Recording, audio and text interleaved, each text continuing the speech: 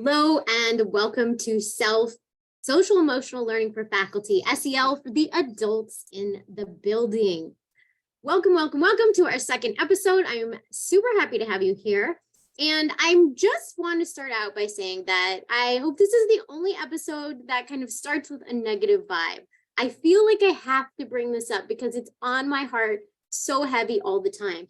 And that is this mantra that kids first, that we always put in kids first. You know, a lot of schools put that like in their school motto or their school vision, kids first.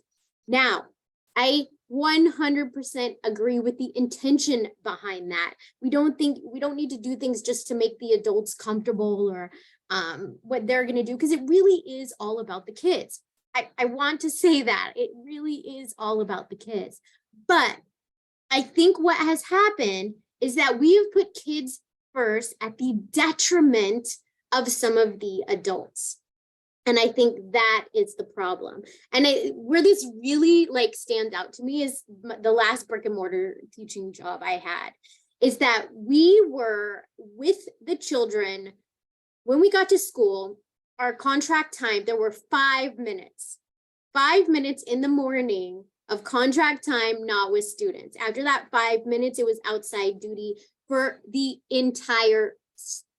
every teacher had outside duty. Did every teacher need to be out there for the safety of the students? No, that was that's their setup, right? And I don't know if it was to bond with the students or just in case people didn't show up. I don't know, but that was it.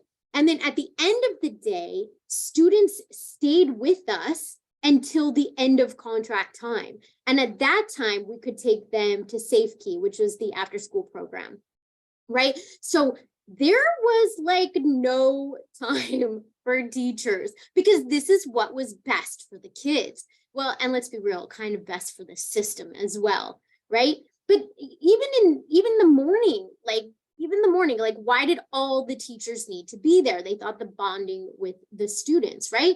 But this has become at an expense to the adults. So this is why I say kids first doesn't work, because it has become detrimental and toxic to the adults. Every teacher needs to realize that they are first. They need to come first. Again, like you said in the episode, S.E.L. is this crazy notion that you're a person first and a teacher second. So you need to come first. You need to take care of yourself. I think this is what leads to all of the, like they used to give attendance awards, like at the end, if you didn't take any sick days, right? Like, I think that's what, at least you need to be here for the kids. Do it for the kids, do it for the kids, right? But you need to do it for yourself. You need to be that whole, healthy, happy human. Now, as we have been shown, the system probably isn't going to do it for us, right? So we need to take control of it in our own lives. And this is where self comes in, is to think about this for ourselves, to really look at our own S.E.L. growth and learning so that we can stand up for our needs, because we know, and this is the kids part, we know that's what impacts the kids, right? Even think of parenting. So whole, healthy, happy parents, just naturally, it like feeds down to the kids. But even like in marriages, they say your number one relationship is your partner, not your kid, right? And same thing, your number one relationship is yourself. To build relationship with yourself, because we know that whole, healthy, happy teachers are going to naturally like bleed that out to their students. And whole, healthy, happy teachers do what's best for their students. Kids first doesn't even have to be a mantra. It doesn't have to be, because it's just a thing that happens because I have filled my own cup, right? If I take the time to fill my cup and make sure that I am strong and healthy in the relationship with myself, it's naturally going to come out to my students. Not only that, what a great example to my students. Like if I want my kids to be in a class with a whole, healthy, happy teacher that gives that example to my student, to give that example to my kid, to say, take care of yourself first, because you need to be strong in your mental wellness and your physical wellness before you can help anybody else. And then when you do help other people, it's going to be so much more impactful, right? We have to focus on putting our own mask on first. So this involves our own social emotional journey, a journey based on growth. You've seen so many teachers, like teacher retention, like teachers aren't staying because they aren't able to be resilient in this system, right? Because everything that happens externally, it's brought in internally. Now, there is no fault or blame ever in this podcast. There is no fault or blame. There's only being at cause. I am at cause for what happens in my life. I am at cause for the energy I bring to my classroom, right? What I cannot control what other people do, but I can control what I do about it. And the energy I bring to the table. What do I bring to the table? So teachers with strong social emotional wellness not only have less behavior problems, less classroom management issues, but when things do arise, right, they have the well-being and the wherewithal to be able to take care of that because they're not spent. They're not spent themselves. So this is a reason why I think it's super important that we look at the social and emotional wellness of the adults in the building. So what are some ways that you can focus on self? Self first with everyone, including the students. That's what I really would want to bring to my students, is that they need to have relationship with themselves. That's why they don't have healthy relationships out in the world. That's why they don't have healthy relationships with us, with other students, with their parents, is because they don't have a healthy relationship with themselves. Same with us. Because we don't have a healthy relationship with ourselves, it's hard to build those relationships with students. So let's start. What are 5 ways you could just start? These are baby steps to building self first. One is awareness. I always say awareness is the first step to everything. Be aware and conscious of your actions, your thoughts, your behaviors throughout the day. Where are you sacrificing at a detriment really to everybody? I say at a detriment to the teachers and the adults, but really that becomes a detriment to everybody. And I think our results kind of prove that. Look at the results of our education system. It might be better where you live than where I live, but nationwide, look at our results. And I think we can show that it's not working, right? So look throughout your day where you are sacrificing at a detriment yourself for that of others, including your students. Awareness is key. You'll start to notice not only where you're doing it, and it may be easier to notice others first. Maybe be aware of your administration or a fellow teacher, or just kind of sit in that room where things happen, the teacher's lounge, and notice what's happening.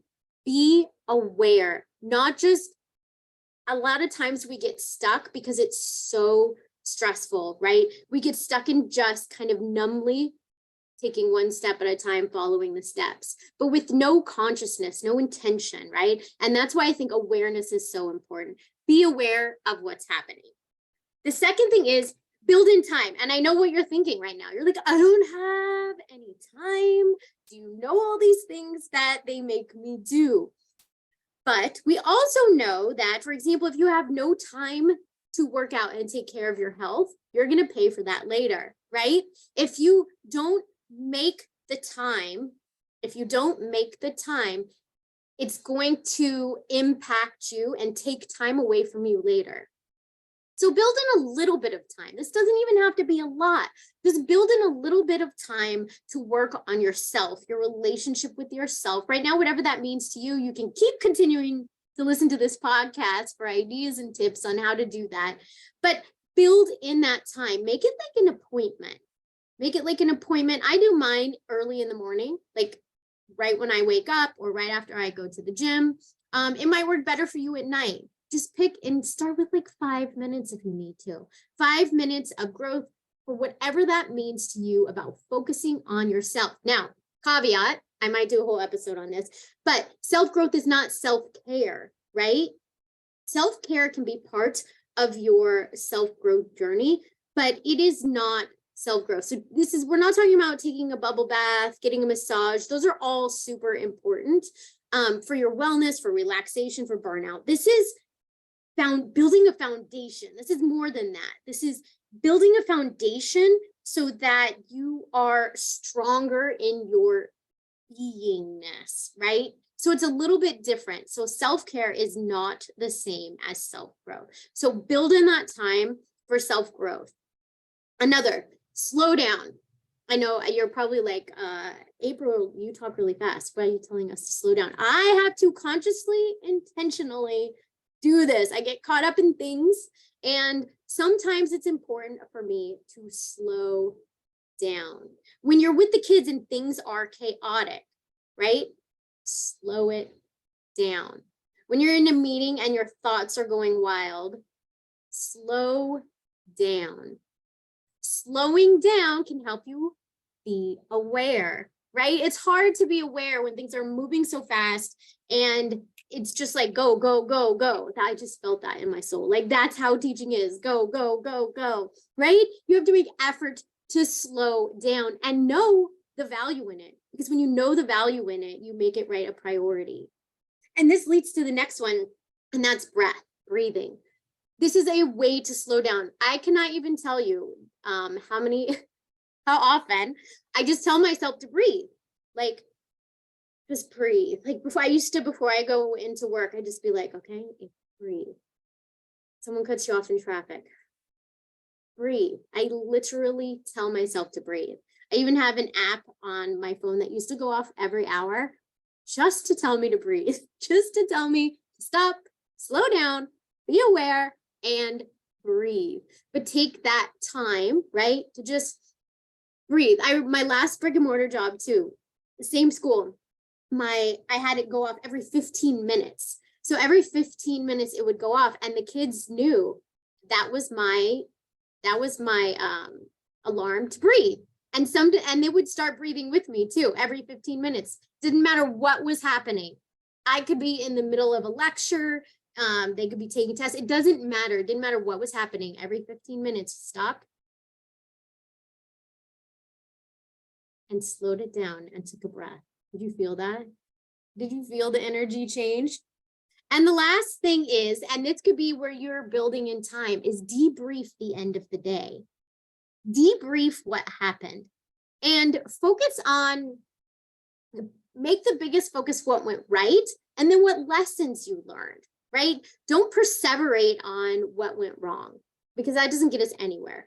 When we have an event without emotion, we are left with wisdom, right? So take the wisdom from the day and what went really well. Celebrate the growth that you made, the growth that a student made, but take time to debrief the day. This helps slow things down too and helps us integrate all the lessons that we learn, right? Because if we go so fast, right, and we're not paying attention and acknowledging what has happened, then we might lose the lesson.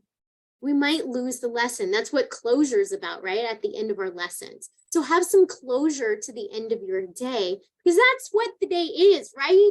Right? That's what we're here for, to learn, to grow. It's an adventure and not just for the students. If we show students do what we do, not what we say, they can see right through us. So the more that you demonstrate these actions that you'd love for them to have, the more it's naturally going to integrate into their own lives.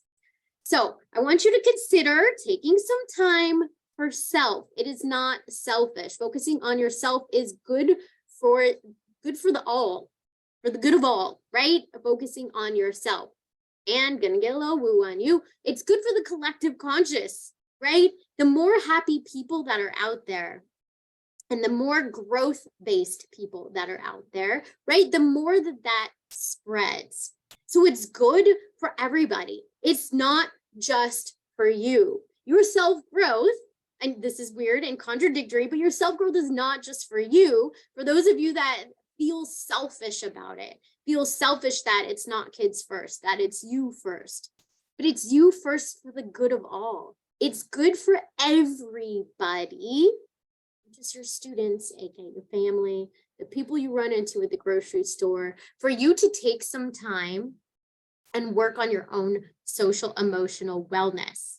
I'm here for you. If you have any questions, ideas, want to be on the podcast, feel free to reach out, and I will see you next time on S.E.L.F, Social Emotional Learning for Faculty, S.E.L. for the adults in the building. Have a great week and focus on yourself.